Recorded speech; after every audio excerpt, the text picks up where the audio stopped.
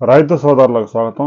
భారత వాతావరణ శాఖ, అమరావతి వాతావరణ కేంద్రం, హైదరాబాద్ వాతావరణ కేంద్రం ఒక కీలక అప్డేట్ రిలీజ్ చేశాయి.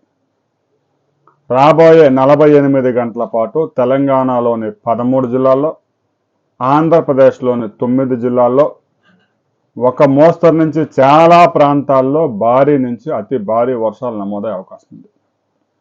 బంగాళాఖాతంలో ఒరిస్సా సమీపంలో ఏర్పడిన అల్పపీడనం తీవ్ర అల్పపీడనంగా మారింది. దాని ప్రభావంతో నైరుతి ఋతుపవనాలు కూడా చురుగ్గా మారాయి.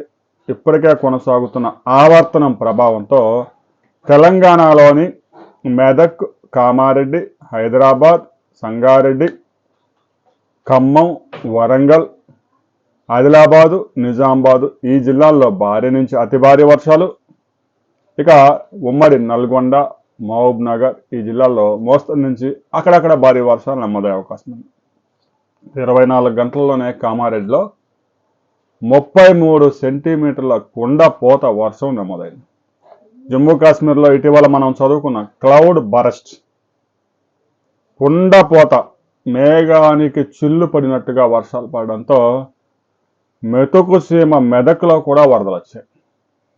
అసలు మామూలుగా తాగడానికి నీరు దొరకని ప్రాంతాల్లో కూడా వరదలు పోటెత్తుతూ ఉన్నాయి. గోదావరికి మరొకసారి 8 లక్షల క్యూసెక్కుల వరద సముద్రంలోకి విడుదల చేస్తూ ఉన్నారు. ప్రాజెక్టులన్నీ నిండిపోయాయి.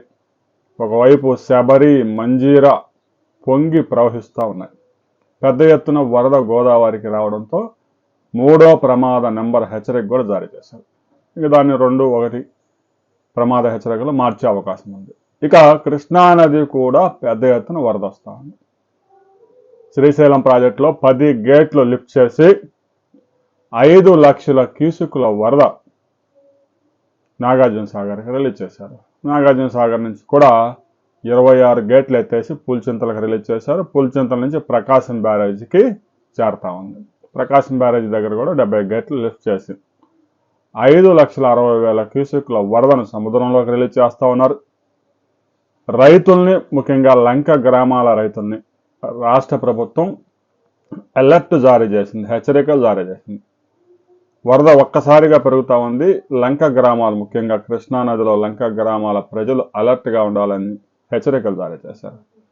రాబోయే 48 అవర్స్లో ఆంధ్రప్రదేశ్లోను, తెలంగాణలోను దాదాపుగా 23 జిల్లాల్లో ఒక మోస్తరు నుంచి కుండపోత వర్షాలు కురిసే అవకాశాలు ఉన్నాయి. ఇక రాయలసీమలో 3 నుంచి 4 సెంటీమీటర్ల వర్షపాతాలు నమోదయ్యే అవకాశం ఉంది.